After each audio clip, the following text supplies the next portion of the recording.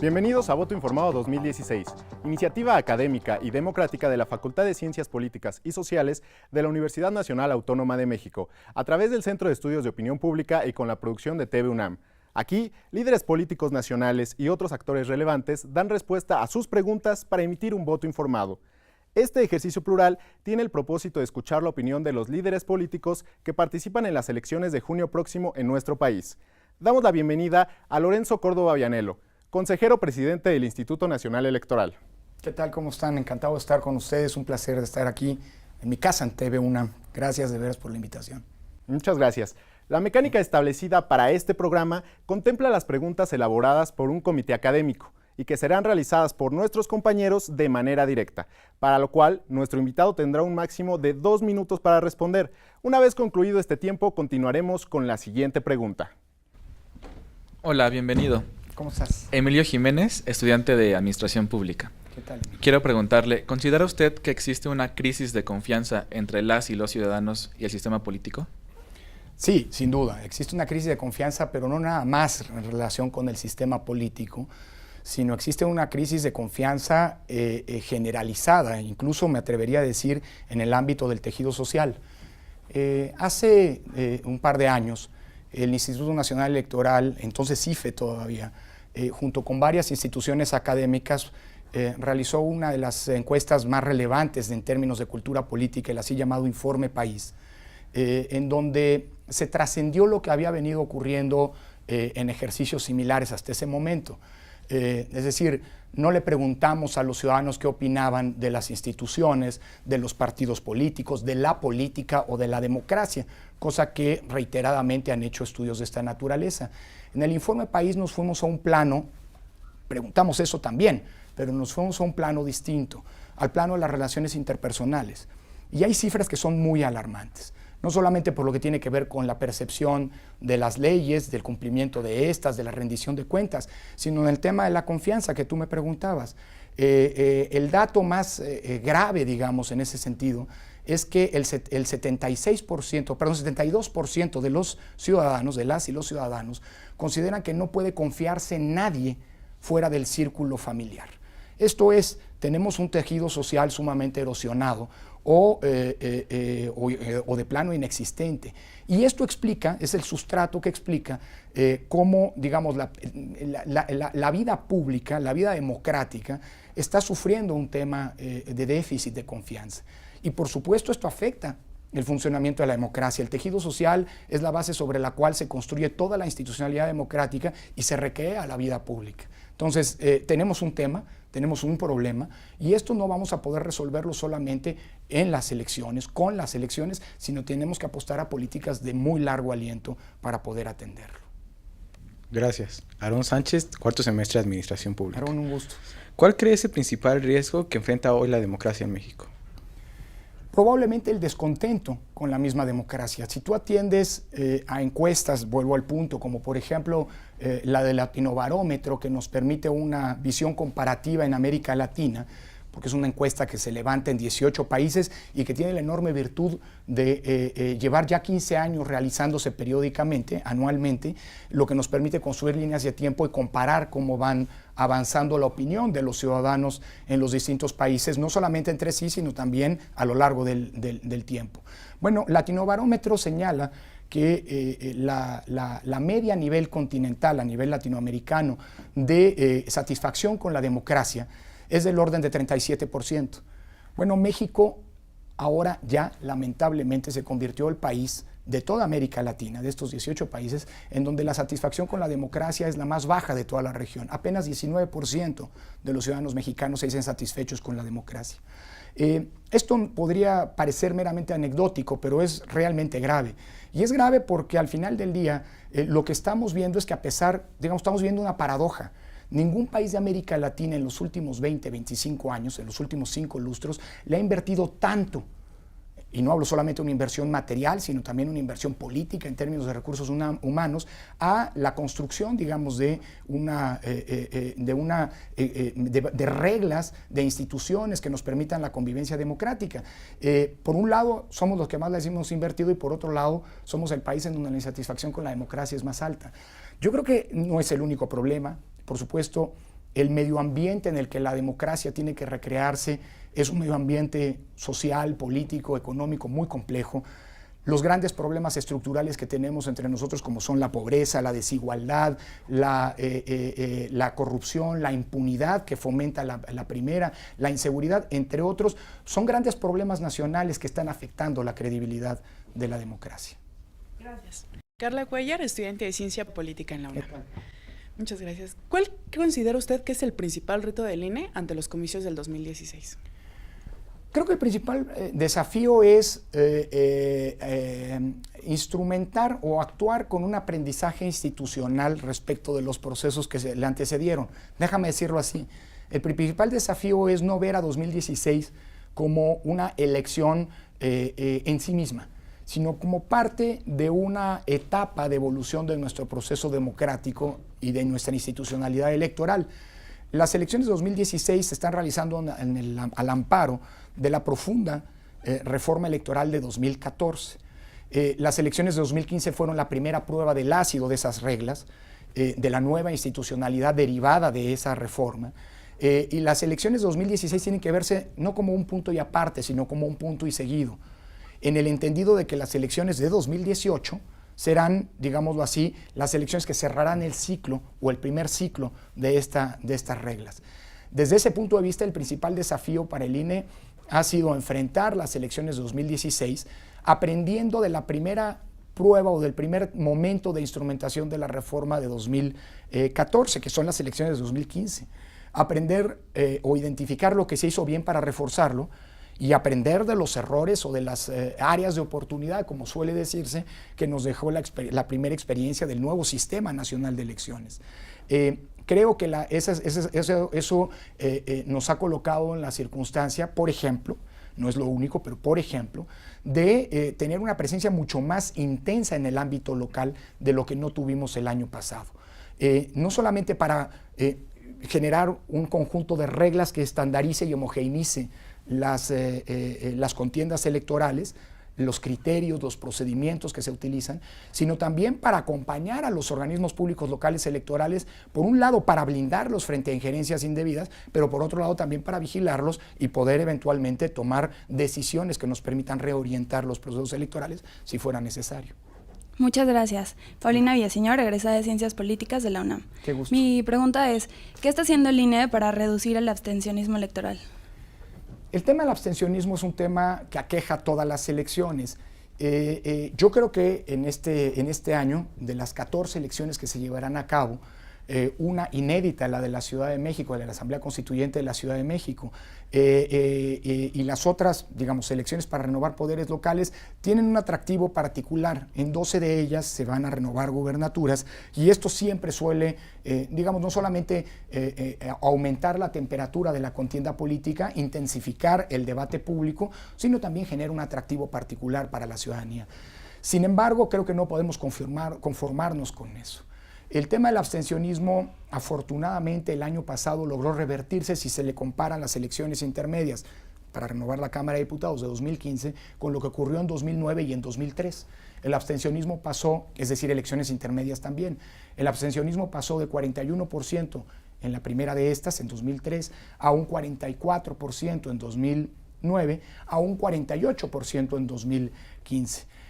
Vamos mejorando, pero sin duda es un índice de participación que está lejos de ser el ideal.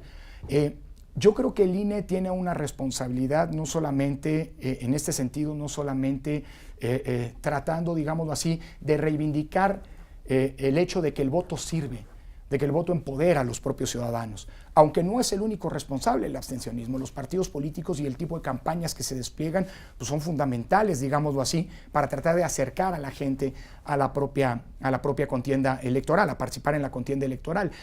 Lo que mencionaba hace un rato, el desencanto con la democracia también impacta inevitablemente en el abstencionismo. Pero el voto sirve, y en la medida en que logremos transmitir esto, me parece que vamos a lograr acercar a más ciudadanos a las jornadas electorales. Un dato para ilustrarlo. En 2015 no solamente hubo alternancia en 102 de 300 distritos electorales, sino en 5 de las 9 gubernaturas en disputa. Es decir, el voto es una herramienta poderosa. Lo que necesitamos hacer es transmitirlo y lograr que los ciudadanos efectivamente lo asuman como tal. Gracias, consejero presidente. Gracias. Javier Villa, estudiante de Administración Pública en la UNAM. ¿Cómo estás, Javier? De acuerdo a la encuesta de Latinobarómetro de 2015, el 80% de los encuestados están insatisfechos con el funcionamiento de la democracia en México.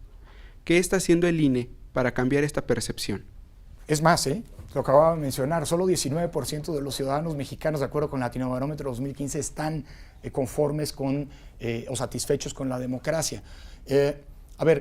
Creo que el INE tiene que asumir este dato y el que mencionaba hace un rato del informe País, como datos, no solamente como meros datos cuantitativos, sino como datos que están reflejando un desencanto del que no podemos desentendernos. Lo peor que nos puede pasar es que a la par que desciende la satisfacción, el índice de satisfacción con la democracia, aumenta también proporcionalmente el índice, digamos, de ciudadanos que no verían mal un régimen autoritario si esto les resuelve esos grandes problemas nacionales a los que hacía referencia, que son los que impactan en la vida cotidiana de los propios ciudadanos. Es decir, el problema no es nada más tener instituciones robustas, mecanismos electorales que permitan que el voto se respete, sino también que los propios ciudadanos sientan que la transición a la democracia, que nos ha costado tantos esfuerzos, pues está rindiendo frutos. Y en el día a día lo que nos reflejan estas encuestas es que eso no está ocurriendo. Entonces, yo creo que lo que tenemos que hacer es no ser meros espectadores ante estas cifras, sino a partir de estas tratar de redefinir algo que no se va a resolver de la noche a la mañana, pero que pasa por como se suele decir, por la construcción de ciudadanía. Es decir, el tema de la educación cívica o de la educación política, como quieras llamarlo, es uno de los grandes temas sobre los que tenemos que abocarnos en el futuro. La Estrategia Nacional de Educación Cívica, que es la política institucional que orienta los trabajos en esta materia del INE, tiene que replantearse, no solamente porque caducó la ENEC, la Estrategia Nacional pasada, que fue de 2011 a 2015, sino que ahora en 2016 tenemos que ampliarla y verla con una lógica de mucho mayor aliento y sobre todo tratando de generar una política pública, una política del Estado que nos resuelva esto que es un déficit en términos de construcción y de participación de ciudadanía. Gracias. François Dergal, estudiante de Ciencia Política, cuarto semestre. Gracias, François. Yo quisiera saber qué tan satisfecho está usted con el funcionamiento de la democracia. Vengo, a diferencia de ustedes, de una generación, o formo parte de una generación, ustedes son los hijos de la transición, en la que tuve oportunidad no solamente de palpar, de conocer, sino también de vivir lo que significaba estar en un régimen en donde las libertades civiles, las libertades políticas eran libertades muy acotadas. Déjame decirlo así, hace 30 años en México las elecciones no eran un mecanismo legítimo para procesar de manera confiable la conflictividad y la diversidad política que existía en el país. El régimen previo a la etapa de la transición era un régimen profundamente cerrado, un régimen que en cada elección reproducía vez tras vez un escenario monocolor en donde la alternancia, es decir, fenómenos que son típicos entre nosotros hoy en día, como las elecciones competidas, resultados desconocidos, una sana incertidumbre democrática respecto de los resultados, gobiernos divididos, falta de mayorías predefinidas en los congresos, eran fenómenos desconocidos para nosotros. Y por supuesto la alternancia, eran fenómenos desconocidos para nosotros. Me parece que, aunque el funcionamiento democrático en México deja mucho que desear, hay todavía un gran déficit en la capacidad de atender y resolver los grandes problemas nacionales a los que hacía referencia. y que todo esto genera una especie de espiral autolesiva para la propia democracia, porque la democracia no está resultando un régimen suficientemente efectivo para resolver los problemas de la sociedad de nuestros días. Sí hay un antes y un después. Y mirar a la historia para poder entender cómo han cambiado las cosas, pues sin lugar a dudas es indispensable. Si la pregunta es, ¿estoy satisfecho? Sí, no completamente, pero sí respecto a dónde venimos. Gracias. Vanessa Gallegos, cuarto semestre, Administración Pública. Un placer. El año pasado, Voto Informado encuestó a 2.200 candidatos a diputados federales. Gracias. El 70% manifestó que las elecciones en México no son equitativas. ¿Qué propone el INE para mejorar o garantizar la equidad? El tema de la equidad ha sido un tema que ha ocupado la discusión en torno a las elecciones en los últimos 20 años. La reforma de 1996, la reforma electoral de 96, partió de una premisa que era que las elecciones, el tema de las elecciones, de la parte técnica, déjame decirlo así, de las elecciones, estaba esencialmente resuelta, que los votos efectivamente eran contados y que los votos contaban. Pero veníamos de un escenario de profunda inequidad. Las elecciones de 1994, que son las primeras elecciones presidenciales en donde hubo un ejercicio de fiscalización, reveló que 8 de cada 10 pesos habían sido gastados por un solo partido y que evidentemente había un problema de equidad de resolver. Ernesto Zedillo, que resultó electo de esas elecciones, lo dijo en su discurso de toma de posesión. Vengo de elecciones limpias pero inequitativas. Ese ha sido el gran tema que ha orientado las reformas electorales en los últimos 20 años. Es un tema en el que nunca vas a llegar a óptimos, pero me parece que es importante reivindicar la lógica que estuvo detrás, digamos, en el origen, detrás de esa primera reforma en materia de equidad. La equidad implica la existencia de un piso parejo para los competidores, no de un techo igual para los mismos. Y la discusión en estos 20 años ha evolucionado hacia plantearnos, digamos, condiciones de equidad cada vez más sofisticadas. Y hemos pasado de ver a la equidad como un piso a ver la equidad como una aspiración. Y creo que nos estamos equivocando, porque ver a la equidad como un techo por alcanzar va a significar que nunca vamos a estar satisfechos con lo que tenemos. Y la verdad, si atiendes a los resultados electorales, tenemos partidos políticos competitivos, con financiamiento público generoso, tal vez demasiado, esa es otra discusión, y con condiciones, acceso a la radio y la televisión, digamos, equitativa, que permite elecciones cada vez más competidas. Y yo creo que hacia allá es, digamos, replantearnos lo que hemos hecho es importante de cara al futuro. Muchas gracias. Guadalupe Bautista, estudiante de Administración Pública. Hola, Guadalupe. En una encuesta realizada por Voto Informado en 2015, el 70% de los candidatos manifestaron que los topes a los gastos de campaña no se respetan. ¿Por qué cree que manifestaron esto? Hay dos razones desde mi punto de vista que pueden estar detrás de esas respuestas. No me voy a poner yo a responder por los candidatos, los candidatos, pero yo creo que hay dos razones que están detrás de esta sensación. La primera es que encontramos que hay topes de gastos de campaña que son absolutamente irreales. O sea, si uno ve lo que está ocurriendo en el país, hay topes de gasto de campaña para una gobernatura que distan radicalmente de los topes de campaña para otra gobernatura. El año pasado, por ejemplo, ya que lo mencionabas, el tope de gasto de campaña para la elección de diputados era de 1.200.000. Creo que una primera discusión que tenemos que tener es la de que estos topes sean realmente topes suficientes o que impliquen montos suficientes para poder desarrollar una campaña electoral. Topes demasiado bajos me parece que no solamente son irreales, sino que además pueden ser la premisa para que, o un incentivo para que los partidos opten por digamos, maquillar las cifras o por una doble contabilidad, por un lado. Y por otra parte, me parece que se ha creado un mito alrededor de los topes de gasto de campaña. Hay varios artículos, algunos de ellos que han tenido un éxito muy importante, en la que se plantean que los gastos de campaña son infinitamente superiores a los que son reportados a la autoridad electoral. Y las fuentes para esto son un candidato me dijo, un amigo que trabaja en una campaña me dijo. Ahí hay un artículo, célebre artículo, un artículo muy citado de Luis Carlos Ugalde, en donde la premisa es esa, pero no hay un dato duro ni cierto. Hay mucha especulación detrás de esto. Creo que parte de lo que tenemos que hacer para digamos, disipar las dudas respecto de los topes es ir robusteciendo también los mecanismos de fiscalización que el INE lleva a cabo. Hoy estamos en esa ruta. Hoy estamos frente a la fiscalización probablemente más robusta que se haya hecho en los tiempos de la democracia contemporánea, pero pues, no sé si tal vez alguna pregunta vaya en ese sentido y abundo sobre el punto. Gracias, consejero. José Roldán Espejel Carrillo, estudiante de Ciencia Política, cuarto semestre. Encantado. El 70% de los candidatos a diputados federales manifestaron que los medios de comunicación masiva no brindan una cobertura imparcial y equitativa sobre los candidatos y procesos electorales. ¿Cómo lograr que los medios no favorezcan a ningún candidato ni partido político?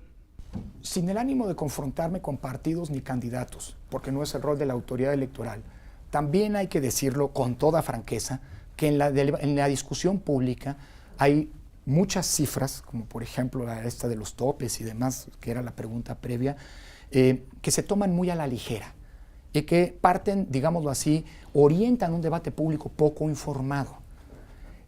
Lo que me estás planteando es absolutamente falso, a pesar de la percepción de los propios contendientes, sobre todo si atendemos a los que son las cifras, pues que nos revela el monitoreo de los espacios noticiosos que realiza, por cierto, la Facultad de Ciencias Políticas y Sociales a partir de un convenio que, elección tras elección, se reitera con el propio Instituto Nacional Electoral. Ojo, si uno ve los agregados de este monitoreo, vemos que en general los medios se dedican a cubrir de manera bastante equilibrada las contiendas y sobre todo se dedican a cubrir con información y no con notas editorializadas. Es decir, es la información y no necesariamente la opinión de los comunicadores los que está prevaleciendo. Eso sí se ve el bosque. Si uno observa los grandes noticieros de radio y televisión de cobertura nacional, el comportamiento es bastante equilibrado. Vaya, ese monitoreo ha servido para que los propios noticieros presuman, digámoslo así, la equidad y el equilibrio de la propia cobertura que han venido realizando. Es cierto un punto. En el ámbito local, otra es la historia. En el ámbito local sigue habiendo sesgos en un sentido u en otro. ¿Cómo poder enfrentarlo? Yo creo que tenemos que tener mucho cuidado porque estamos frente a un tema que es la libertad de información y la libertad de expresión. Creo que la ruta que se ha seguido es una ruta positiva. El INE graba todo. Y a través de una ente imparcial como la Facultad de Ciencias Políticas, ejerce un monitoreo que es informado periódicamente, de modo tal que se crea un contexto de exigencia desde la ciudadanía respecto del comportamiento de los propios medios de comunicación. Creo Gracias, que esa es la ruta. Miguel Félix Camacho, estudiante de Administración Pública. Hola, Miguel. Mi duda es la siguiente. ¿Qué medidas ha implementado el INE para incrementar la participación de pueblos y comunidades indígenas en los procesos electorales? Se ha avanzado mucho en esta materia en los últimos 20 años, no solamente a través del reconocimiento, que no es que lo haya hecho el IFE en su momento, ni el INE después, del propio Tribunal Electoral, validando la figura de los así llamados usos y costumbres para la elección de autoridades locales, de autoridades municipales. En varios estados del país existe la figura de los usos y costumbres como un mecanismo para poder decidir, insisto, el gobierno local por parte de las comunidades originarias. Ahora, también es cierto que esto no forma parte de un régimen aislado. Hay tres, digamos, condicionantes en este sentido. Primero, que las comunidades que eligen las autoridades mediante usos y costumbres pueden ver sus elecciones impugnadas ante tribunales. Segundo, tiene que haber un respeto de los derechos políticos fundamentales. Las tradiciones de nuestros pueblos originarios no pueden prevalecer sobre los derechos políticos fundamentales. Y tercero, en concordancia con lo anterior, no pueden suponer la exclusión de las mujeres en esos procesos de participación política. Pero aparte de eso, digamos que es un asunto no menor, la autoridad electoral, hablo de la administrativa, el IFE primero, el INE después, ha venido no solamente difundiendo sus, por ejemplo, promocionales en lenguas indígenas, sino también ha establecido una serie de políticas, de foros para participar e involucrar a las comunidades indígenas en una serie de decisiones como, por ejemplo, la distritación. Este año estamos realizando la distritación en prácticamente la mitad del país, distritación local. El año pasado distritamos a todos los estados que van a elecciones el próximo 5 de junio. Ahora estamos haciéndolo con el resto del país y además estamos haciendo la distritación federal. Todo esto está haciéndose a través de la instrumentación de consultas indígenas para tomar en cuenta el parecer de las comunidades originarias en este procedimiento, ¿no? Pero muchas entre muchos gracias. otros aspectos. Ana Flores, cuarto semestre de Administración Pública. Me gustaría saber cómo ha sido implementado el Sistema Integral de Fiscalización en este 2016. Gracias por la pregunta, porque eso es lo que quedaba pendiente atrás. El Sistema Integral de Fiscalización es un mandato de la Reforma 2014. ¿Cuál es el propósito fundamental del así llamado SIF? Uno, que la contabilidad de los partidos políticos sea realizada en tiempo real y en línea. Es decir, los partidos políticos y sus candidatos tienen solamente 3 días después de realizada un gasto o de recibida una aportación para reportarla en el sistema. 2, el SIF tiene la finalidad de ser un sistema inteligente, no es solo un sistema de contabilidad.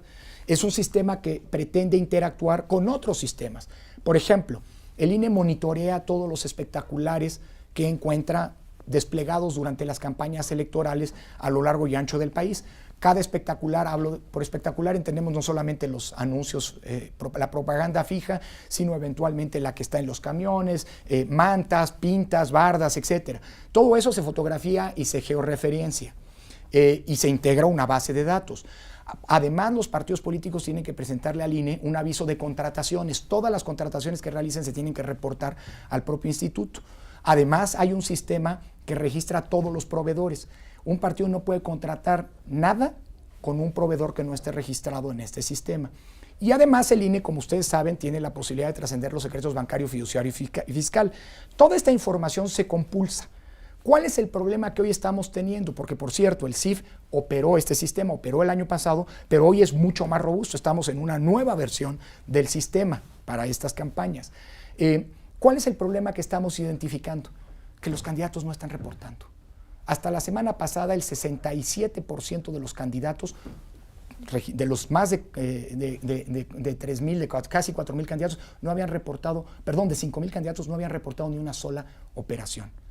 Y evidentemente eso pues implica pues una vulneración al propio sistema. Pero esta historia no se acaba porque la fiscalización tendrá que realizarse después de las campañas y ahí vendrán las sanciones por estos hechos. Gracias, consejero presidente. Leslie Navarro, estudiante de la especialidad en opinión pública. Un placer. El modelo actual de la comunicación política le da la prioridad al spot político. En este caso, ¿qué alternativas tiene el INE para fomentar la interacción entre ciudadanos y candidatos? Una declaración, un statement, como dicen los anglosajones, una declaración de principio de entrada. Yo creo que el modelo, yo fui un defensor del modelo, he sido un defensor del modelo de comunicación política instrumentado en la Reforma 2007, que tiene 2 pilares fundamentales. Uno, la prohibición absoluta de compra y publicidad.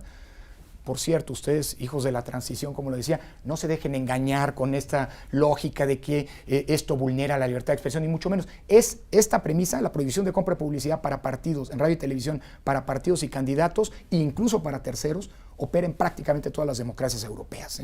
Así que no nos inventamos el hilo negro acá.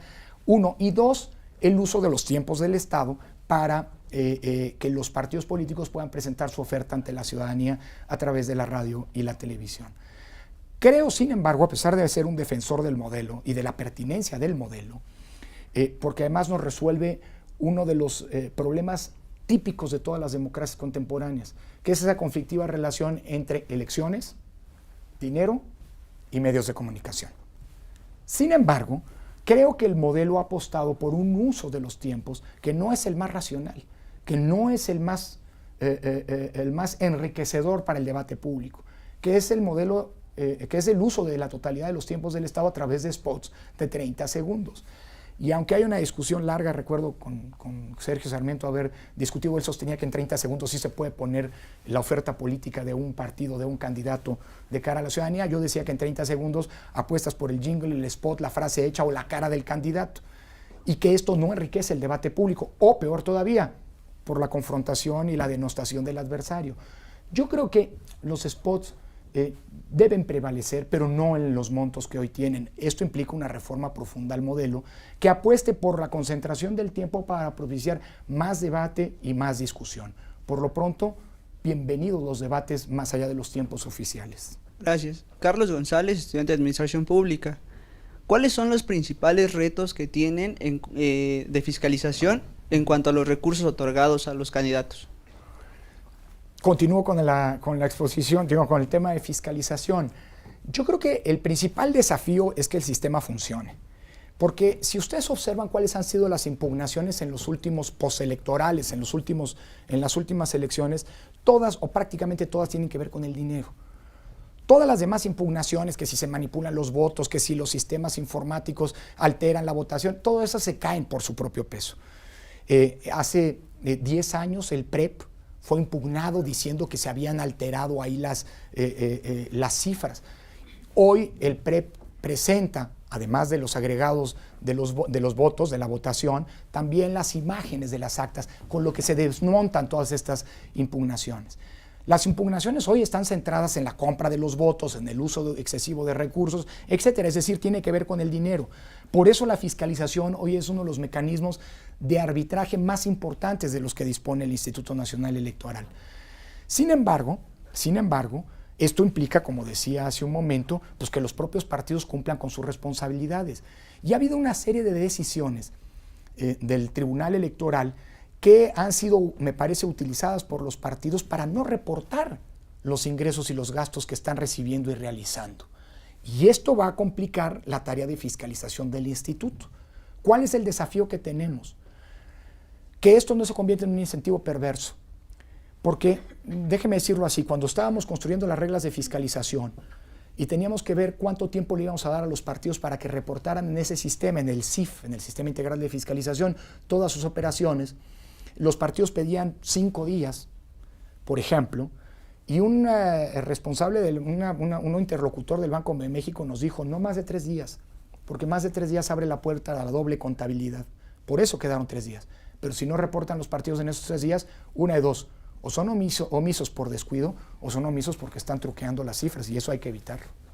Muchas gracias, consejero presidente. Juan Carlos Hernández, octavo semestre de Administración Pública. ¿Qué tal, Juan Carlos? ¿Cuál es su postura respecto a las aportaciones privadas a las campañas políticas? Las aportaciones privadas son necesarias, por un lado, porque abren la posibilidad o le crean a los partidos políticos una exigencia de mantener un contacto, una comunicación con su militancia, con su base de simpatizantes, que son los que primordialmente sustentan este tipo de aportaciones. Yo creo que el modelo mexicano, que desde 1996 apuesta por la preeminencia del financiamiento público sobre el privado, es pertinente. El financiamiento público tiene 3 ventajas. 1, inyecta más transparencia porque es el dinero que le da los propios órganos electorales y sabemos con precisión de pesos y centavos a cuánto asciende. Y esto es la mayoría del que los partidos tienen derecho a disponer. 2, inyecta más una posibilidad de equilibrar la competencia porque a través del financiamiento público puedes ensayar formas de equidad en el acceso al mismo. Y 3, generan autonomía, y lo vinculo con tu pregunta específica, que era el financiamiento privado, generan una autonomía respecto del financiamiento privado frente a los intereses que están detrás de las aportaciones de los particulares. Nadie en el mundo que desde el ámbito privado financia a la política lo hace con ánimos filantrópicos. Hay intereses detrás del financiamiento privado. Y si bien no podemos cerrar, no es conveniente tampoco cerrar esa puerta porque esto implica, digámoslo así, un contexto de exigencia para que los partidos se acerquen con la ciudadanía, entre otras cosas, para poder recibir aportaciones, también es cierto que tiene que manejarse con muchísimo cuidado, porque abrir la puerta indiscriminadamente al financiamiento privado, lo único que te va a hacer es que, como ocurre, por cierto, en Estados Unidos, y eso es reconocido por los mismos norteamericanos, las contiendas electorales sean un rally por el dinero y al final del día quienes son electos a cargos públicos son meros peones de los grandes intereses que están detrás del dinero privado. Gracias. Denise Maldonado, estudiante de sexto semestre de Ciencia Política en la UNAM. ¿Qué tal, Denise? ¿Qué oportunidades brindan las redes sociales en los procesos electorales? Las redes sociales brindan grandes oportunidades, pero también grandes desafíos a la democracia. Se ha construido una teoría ahora, una nueva teoría a propósito del impacto que están teniendo las redes sociales en la vida de las sociedades contemporáneas, que dicen que ya va a ser inevitable transitar hacia una e-democracy, ¿no? Es una democracia virtual en la que todos se horizontalizan los procesos de toma de decisiones y cada quien desde su teléfono móvil o desde su ordenador puede impactar en las decisiones públicas. Hay un fantástico artículo de Michelangelo Bovero publicado el año pasado, hace aproximadamente un año, en la revista Nexos, en la que demuestra cómo la e-democracy en realidad es una falsa democracia. ¿Qué quiero decir con esto?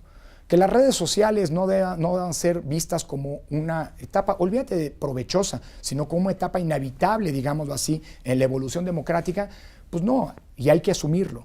El problema es que no podemos, tenemos que partir de ciertas premisas. Las redes sociales difícilmente pueden ser reguladas y nos vamos a equivocar si pretendemos regular las redes sociales. Las redes sociales son el ámbito de la anarquía y no necesariamente la anarquía es complementaria o compatible con el sistema democrático. Yo creo, insisto, que no podemos ver a las redes sociales como un espacio, digamos, a regular. Las regulaciones llegan hasta cierto punto. ¿Cómo regulas la actuación de un huevo en Twitter? ¿No? Porque no sabes quién está del otro lado. Pero también creo que con un dejo, digamos, de inevitabilidad, tenemos que asumir que las redes sociales también son el futuro de las campañas y del funcionamiento de las democracias. Creo que no hay que caer ni en la ilusión de que las redes sociales van a mejorar nuestro sistema democrático, pueden empeorarlo, pero tampoco en la otra pretensión orwelliana de censurar a las redes sociales. Son inevitables y con esas vamos a tener que convivir. ¿Hacia dónde vamos? Esa es una incógnita que, bueno, ustedes estudiosos tendrán que resolver. Muchas gracias. Angelina Negrete, estudiante de Administración Pública en la UNAM. Hola, Angelina. Me gustaría saber cómo participa el INE y qué retos se enfrenta en las elecciones de la Asamblea Constituyente de la Ciudad de México. Los retos son muchísimos. ¿Cómo participa el INE? En todo. La reforma constitucional, a pesar de que se trata de una elección local, le encomendó en su totalidad al INE la organización de estas elecciones. Más aún, no solo la organización, también la expedición de las normas. Se trata de una elección y, claro, hemos involucrado al IEF en todo lo que tiene que ver con difusión, en fin, ha habido una alianza estratégica ahí, pero la responsabilidad constitucional es exclusiva del INE. Se trata de una elección muy complicada porque es una elección atípica, es una elección inédita, es una elección sui generis, es una elección en la que desde el decreto mismo de reforma constitucional se han establecido reglas que no son las reglas que operan en el resto de las elecciones, tanto federales como locales. Pongo dos ejemplos. Uno, los partidos políticos participan con listas plurinominales, no participan con candidatos de mayoría relativa. Dos, sin embargo, no son elecciones enteramente proporcionales porque también participan los candidatos independientes, digamos, con fórmulas que les permiten recibir votos para cada uno de ellos de manera autónoma y no en listas como ocurre con los partidos políticos. Y tres, son elecciones que tienen una complejidad en términos de los tiempos. Un proceso electoral normalmente ocupa 9 meses, es lo que la ley prevé desde el arranque del proceso hasta la jornada electoral. Aquí tuvimos escasos 5 meses, 4 meses y medio para organizar una elección en la que el INE puso las reglas del juego democrático, no la ley, sino la Constitución mandató al INE directamente a adecuar las leyes, la LEGIPE, las normas del propio instituto y a crear nuevas normas para esta elección. Ha sido una elección muy compleja y sobre todo ha sido una elección con muy poco tiempo para organizarla. Y nuestro principal desafío, me parece, es lograr transmitir de qué se trata esta elección, o sea, qué vamos a elegir, cómo se va a votar y sobre todo convocar a participar en una elección que es atípica respecto al resto de las elecciones federales y locales. Muchas gracias. Elio Flores, estudiante de Administración Pública, segundo semestre. Hola, Elio. Muchos de nosotros nos acreditamos como observadores electorales. ¿Cuál es la importancia de esta figura en las elecciones? Es muy alta, porque la observación electoral históricamente ha sido un mecanismo de blindaje electoral, por un lado, pero también por otro lado un mecanismo que genera contextos de exigencia a las propias autoridades electorales. La observación electoral es un ancla de certidumbre, pues, porque, digamos, si las cosas están mal hechas, por supuesto que se evidencian a través de la observación. Ese es el rol de los observadores electorales. Pero si las cosas están bien hechas, sirven para robustecer y fortalecer el entero sistema democrático. Desde 1994, cuando por primera vez se introdujo esta figura, la de la observación electoral, y por cierto, también la observación internacional a través de lo que llamamos visitantes extranjeros, han ido acompañando el trabajo de las autoridades electorales y han ido generando, como decía, por un lado, un blindaje, porque en general el trabajo electoral es un trabajo, en lo general, insisto, bien hecho, pero por otro lado, creándole contexto de exigencia de las autoridades electorales mismas. Los informes que están obligados a presentar los propios observadores electorales son insumos fundamentales para que, por un lado, las autoridades electorales, emprendamos este proceso de aprendizaje institucional que ha caracterizado, por cierto, históricamente al IFE y hoy al INE. El INE no es que haga una elección y, digamos, de vuelta a la página. Al contrario, el trabajo de los observadores a las autoridades electorales nos sirve para encontrar áreas de mejora de cara a los siguientes procesos electorales, en un proceso de aprendizaje y de acumulación, digámoslo así, o de perfeccionamiento de nuestro trabajo permanente. Pero por otra parte, insisto, el trabajo de los observadores es un mecanismo que sirve para blindar y que también se plantea como un contexto de exigencia para los propios contendientes. Cuando hay observadores vigilando la elección, es mucho más complicado para un partido acusar de irregularidades cuando estas pues, no ocurrieron o no se han evidenciado. Carlos Cuevas, estudiante de Administración Pública, cuarto semestre. Hola. Se han detectado focos rojos en diversas zonas en donde existe un alto índice de violencia e inseguridad. ¿Qué está haciendo el INE para remediar esto? Nosotros no hablamos de focos rojos o hablamos de focos rojos cuando hay que hablar de focos rojos. Para nosotros un foco rojo quiere decir que las elecciones están en riesgo. Y en ningún lado, eso quiero ser enfático, en el país, en ninguna de las 14 entidades en donde estamos organizando directamente, como en el caso de la Ciudad de México, o coorganizando junto con los OPLES, como en el resto de las 3 entidades del país, las elecciones están en riesgo. Es más, estamos en la ruta de instalar las más de 68,000 casillas, hoy a unos días de la jornada electoral,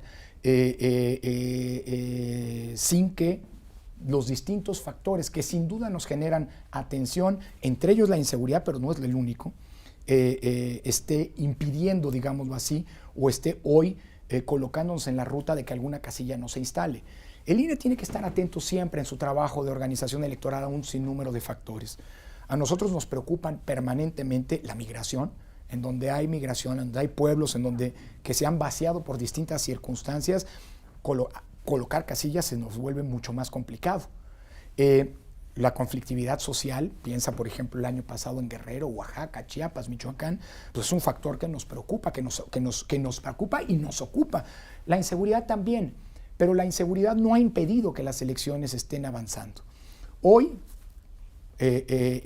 aunque hay evidentemente, pues digámoslo así, problemas por estas razones, por cuestiones de seguridad en muchas entidades, el trabajo de organización no está siendo inhibido.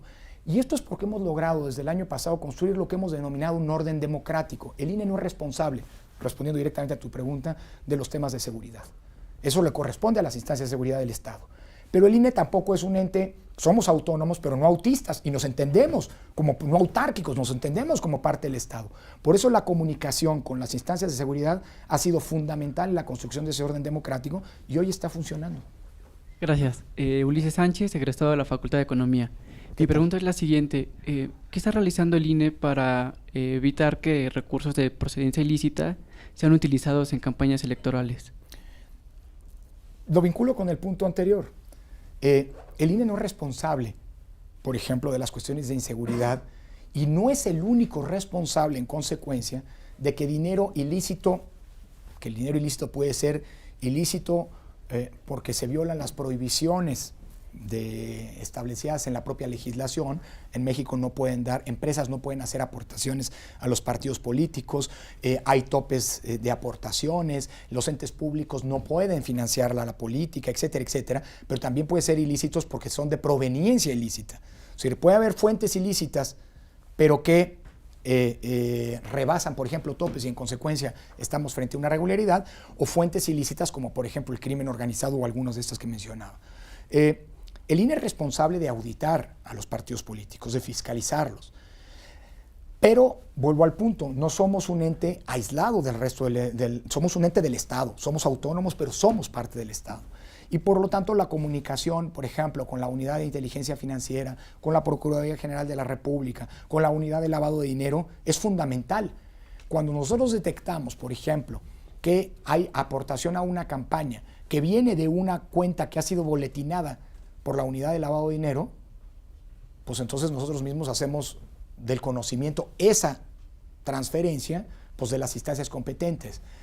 La única manera de blindar en términos de seguridad, pero también en términos de licitud en el origen de los recursos a los procesos electorales, es si el INE se asume como parte del Estado y no como el ente que es responsable ni de la seguridad ni de evitar que el dinero del narcotráfico entre en las campañas.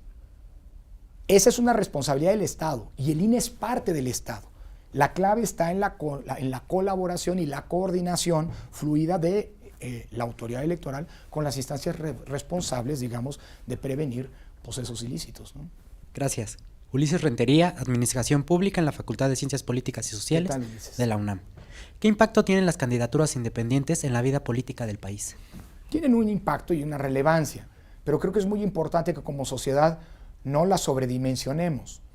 Las candidaturas independientes son y deben ser vistas como algo, uno, que llegó para quedarse, pero dos, algo que no puede sustituir al sistema de partidos. Pensar en democracia sin partidos políticos es simple y sencillamente fruto de la hipocresía o fruto de la ilusión, como decía Hans Kelsen, por cierto. No hay una democracia sin un sistema de partidos y no hay una democracia fuerte sin un sistema de partidos fuerte.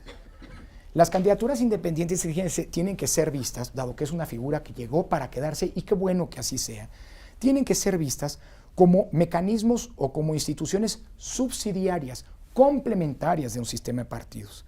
La debilidad y la crisis de credibilidad del sistema de partidos no puede ser pretendida, digamos, en su solución, optando o apostando por las candidaturas independientes. Las candidaturas independientes pueden tener otras virtudes, pero no la de sustituir a los partidos políticos.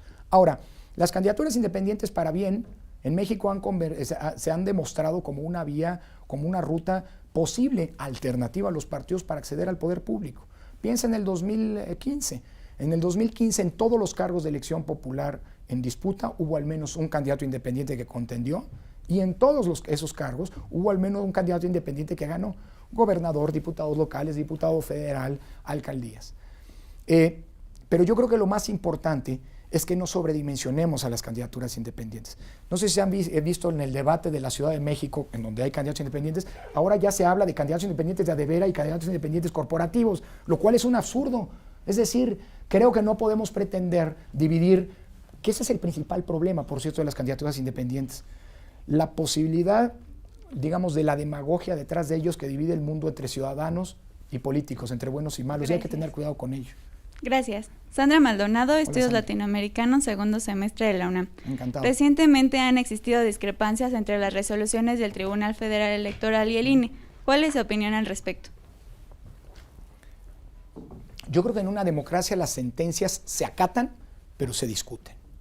Y creo que crearle contextos de exigencia, tanto a las autoridades electorales administrativas, a nosotros mismos. Nosotros emitimos una serie de resoluciones, por ejemplo, cuando resolvemos las quejas y demás, que tienen que ser escrutadas y analizadas.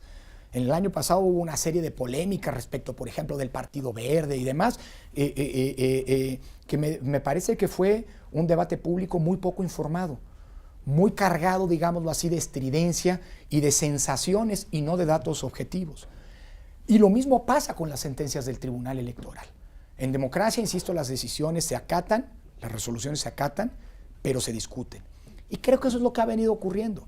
Hay decisiones del Tribunal Electoral que me parece que no han tenido, digámoslo así, el grado de información necesaria para que puedan, digamos, sobre todo en cuanto a sus repercusiones, y particularmente en materia de fiscalización, que, digamos, que pueden acabar distorsionando el funcionamiento del entero sistema. El desafío que tiene la autoridad electoral, el INE, hoy, es cómo acatar esas resoluciones sin que se abran boquetes, por ejemplo, en materia de fiscalización, sin que se relaje, digamos, la robustez de la auditoría a las cuentas de los propios partidos políticos. Yo soy un convencido, y siempre lo he dicho, de que cuando el Tribunal Electoral y el INE se hablan, el sistema electoral se robustece. Lo que suele ocurrir es que la vertiginosidad de los propios procesos electorales hace en muchas ocasiones que esa comunicación no sea tan fluida y tan bien aceitada como es necesario. Y lo que ha venido ocurriendo, este debate público en donde hay decisiones que son del tribunal que son criticadas por parte del INE, creo que lo que nos habla es de la necesidad de ir robusteciendo y fortaleciendo esos mecanismos de entendimiento y de comunicación, irlos aceitando. Gracias, consejero. Vanessa Hernández Munguía, estudiante de Ciencia Política de la UNAM. ¿Qué tal? Recientemente se difundió el padrón electoral con los nombres y apellidos de 87.4 millones de ciudadanos a través de Internet. ¿Qué está haciendo el INE para proteger nuestros datos personales? Esta es una historia que no es nueva y que hay que entenderla desde esta perspectiva. El padrón electoral es una base de datos profundamente auditada y vigilada en términos políticos. El padrón nace en 1990 bajo una premisa, que los datos que contiene, es decir, los potenciales electores, fueran ciertos y confiables. Hoy tenemos uno de los padrones electorales más confiables, de mayor cobertura y de mayor actualización del mundo. Y esto pasa también, entre otras cosas, por la vigilancia que los propios partidos políticos ejercen sobre el padrón, por mandato de ley. Los partidos tienen derecho a acceder permanentemente a los datos del padrón y recibir los listados nominales de cara a cada elección para su auditoría y su vigilancia. Y esto ha hecho que la discusión ya no esté centrada en el padrón electoral y que las discusiones sobre el padrón, por ejemplo, el turismo electoral y demás, sean rápidamente atendidas o rápidamente desmontadas cuando sean falsas.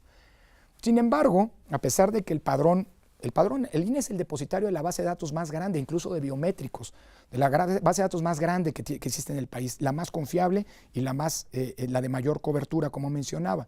Sin embargo, las filtraciones de esta base de datos que hoy, con la atención que es natural y qué bueno que se está teniendo en términos del tema de la protección de datos personales, pues han elevado los sistemas de alerta. Lo que hemos constatado es que todas las veces que ha habido estas filtraciones ha sido producto de las listas nominales que se le entregan o de la información que se entrega a los partidos, no de la información resguardada por el INE. Es decir, no es producto de un hackeo o de una intervención en nuestras bases de datos que son resguardadas con altísimos niveles de seguridad. Lo que hemos estado haciendo ha sido reduciendo la información que se entrega a los partidos y abriendo la posibilidad de que los propios partidos auditen in situ, en terminales de cómputo, el propio padrón electoral. Laura Rosas, sexto semestre de Relaciones Internacionales. ¿Qué impacto tendrá el Sistema Nacional Anticorrupción en los procesos electorales? Yo creo que son temas que van de la mano. Hace un rato mencionaba que los grandes problemas nacionales que afectan todos los ámbitos de la vida pública, incluido el electoral, pobreza, desigualdad, corrupción, impunidad, pues son temas que no se van a resolver desde lo electoral y nos equivocaríamos si pretendiéramos que así ocurriera. Pero no podemos desentendernos de que estos temas inciden en la vida electoral. Y evidentemente el de corrupción pues es uno de los elementos en los que hay que, que en la medida en la que se disipen, se controlen, efectivamente se resuelvan, pues tendremos, una presión en lo electoral disminuida. Déjame decirlo así. Imagínense ustedes si no tuviéramos el problema de pobreza y desigualdad que tenemos en México. Esto evidentemente no nos anularía la posibilidad de la compra del voto, de la compra de voluntades, pero sí lo atenuaría bastante. Es decir, alguien se lo pensaría mucho más en, vender su propia voluntad. Lo mismo pasa con el tema de anticorrupción. Es decir, déjame decirlo de esta manera, y es mi opinión. En México, el tema de rendición de cuentas es un tema que es uno de los grandes pilares de todo sistema democrático, es uno de los temas más deficitarios de nuestro proceso de transición democrática. El tema electoral lo hemos resuelto bastante bien, el tema de rendición de cuentas no. Y por eso, avanzar en ese sentido. Miren, en México es increíble, es un país en el que prácticamente no pasa nada, volteen a ver el mundo. Temas de corrupción traen como consecuencia renuncias, encarcelamiento de funcionarios corruptos, etcétera, etcétera. Es decir, en México, ¿qué pasa? En México tenemos una debilidad estructural en el tema anticorrupción. Por eso yo creo que robustecerlo no solamente va a robustecer la percepción que se tiene respecto de la democracia, por un lado, sino también respecto, digámoslo así, de temas tan sensibles como la vida político-electoral, ¿no? Muchas gracias, Belén del Carmen, de la Facultad de Ciencias Políticas y Sociales de la carrera en Ciencia Política. ¿Qué tal, Belén? ¿Qué retos enfrenta el INE respecto a la colaboración y coordinación con los OPLES? Ese es el gran tema de la reforma electoral. Uno de ellos es el de fiscalización, pero el tema de miren, déjame decirlo así, durante 25 años, la evolución electoral en el país se centró en la convivencia de 33 sistemas electorales, 32, uno en cada entidad federativa, más el sistema electoral federal, que tenían vasos de comunicación. Por ejemplo, el padrón electoral que se utilizaba en general era el mismo, o más adelante el acceso a la radio y la televisión a partir de 2007, tanto en las elecciones locales como en las federales, lo hacía el IFE, ahora el INE, etc. Pero el gran cambio de la reforma de 2014 tiene que ver en la transformación del modelo electoral. Hoy ya no tenemos 33 sistemas, tenemos un único sistema nacional de elecciones en donde el INE, el IFE transformado de una autoridad federal a una autoridad nacional, tiene el rol de ser una autoridad rectora del sistema electoral. ¿Qué hicimos hasta el año pasado? Así, en el 2015, que fue la primera interpretación que tuvimos de la reforma. Bueno, hay una serie de atribuciones que se le confieren al INE por la Constitución, otras a los soples, y lo importante es ver que el cambio de estafeta, es decir, que la coordinación, que los puntos de intersección estén bien aceitados. Nos dimos cuenta que eso no funcionó y que en ese esquema ocurrieron situaciones absolutamente lamentables como las de las elecciones en Chiapas el año pasado, donde la autoridad electoral fue cómplice de vulnerar las reglas de paridad, por un lado, y por otro lado, la misma autoridad electoral fue condescendiente con un fraude en el sistema de chiapanecos en el extranjero. Decidimos que eso no iba a ocurrir nunca más. Y a partir de entonces tomamos 3 medidas. Primero, hemos emitido desde agosto del año pasado a la fecha más de 300 acuerdos que han procurado estandarizar los criterios y los procedimientos de las elecciones locales. 2, un acompañamiento para blindar a los soples en su autonomía. Y 3, que ese acompañamiento también nos sirve para vigilar lo que están haciendo y tomar las medidas correspondientes en su caso. Gracias, doctor Córdoba. Karime Barrón, estudiante de Relaciones Internacionales. ¿Qué tal, Karime? Para concluir, ¿por qué los jóvenes debemos participar en las elecciones del próximo junio de 2016? Los jóvenes, pero no solo los jóvenes, todos deberíamos participar. Miren, yo creo que la participación de los jóvenes es el gran tema, digámoslo así, que tenemos que enfrentar como desafío democrático. Porque si uno observa los estudios a los que hacíamos referencia en el pasado, probablemente sea entre los jóvenes en donde ha cundido, es decir, ustedes que son la generación de la transición, en donde ha cundido con mayor énfasis y por ende preocupación el desencanto con la democracia y la aversión a la participación. Yo creo que tenemos una gran tarea en términos pedagógicos para que ustedes mismos puedan entender de dónde venimos, aunque ustedes no hayan venido o hayan vivido, digamos, aquellas épocas. Por un lado, para aquilatar lo que hoy tenemos, pero 2, porque cuando los jóvenes participan, las cosas se mueven. Lo que ocurrió en el año 2012 con el surgimiento de este movimiento 132 es algo inédito en la historia del país. Y se lograron detonar ciertos resortes y preocupaciones que son muy benéficos.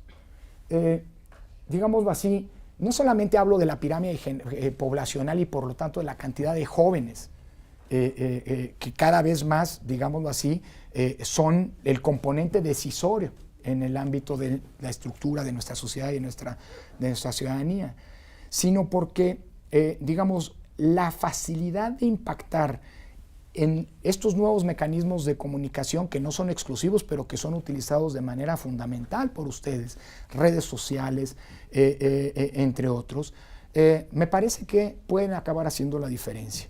Y la insatisfacción, el desafío que tenemos es cómo la insatisfacción de ustedes con la política, con la sociedad, con la democracia, acabe canalizándose en crear contextos de exigencia que nos acaben robusteciendo la convivencia democrática misma, ¿no? Muchas gracias, consejero, por haber estado con nosotros el día de hoy y haber respondido las preguntas.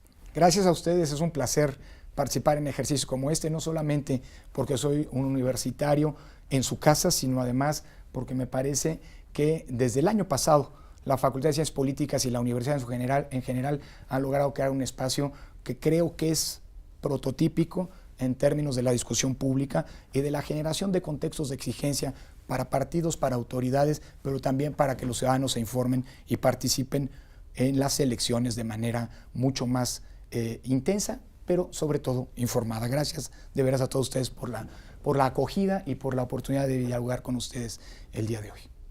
Muchas gracias. Agradecemos su visita a este foro universitario y el habernos acompañado en Voto Informado 2016, un esfuerzo de la Facultad de Ciencias Políticas y Sociales de la Universidad Nacional Autónoma de México, una producción de TV UNAM con apoyo del Instituto Nacional Electoral, la Dirección General de Televisión Educativa de la Secretaría de Educación Pública y el Sistema Público de Radiodifusión del Estado mexicano. Recuerden que pueden consultar nuestra plataforma multimedia en votoinformado.unam.mx. TV UNAM agradece a ustedes el honor de su atención.